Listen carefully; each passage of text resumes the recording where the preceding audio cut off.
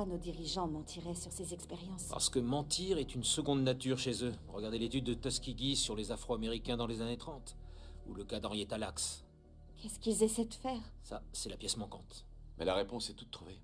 Ce gouvernement qui cache, qui stocke même la technologie extraterrestre depuis 70 ans, aux dépens de la vie humaine et de l'avenir de la planète, est poussé non seulement par la cupidité industrielle, mais aussi par un objectif plus noir. La prise de contrôle de l'Amérique.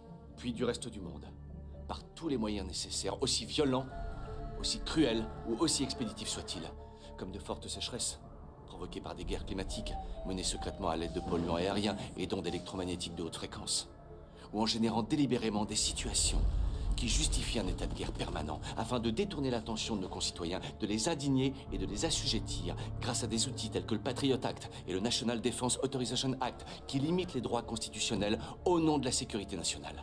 Par la militarisation des forces de l'ordre dans les grandes villes des États-Unis, la construction de camps de prisonniers par l'Agence fédérale des situations d'urgence sans objectif justifié, la main mise sur l'agriculture et l'industrie alimentaire, pharmaceutique, sur les services de santé par les industriels, dans le but d'engraisser, d'endormir et de rendre malade une population déjà rongée par le consumérisme. Un gouvernement qui met vos téléphones sur écoute, collecte vos données personnelles et surveille vos allées et venues en toute impunité. Un gouvernement prêt à utiliser ces données contre vous le moment venu. Et là, la prise de contrôle peut commencer. La prise de contrôle de l'Amérique. Par des élites de différentes nationalités, un groupe bien huilé et bien armé qui sélectionnera, tuera et soumettra le peuple. Et ça se passe en ce moment même. Ça se passe tout autour de nous. C'est le calme avant la tempête. Ça commencera sans doute juste avant le week-end.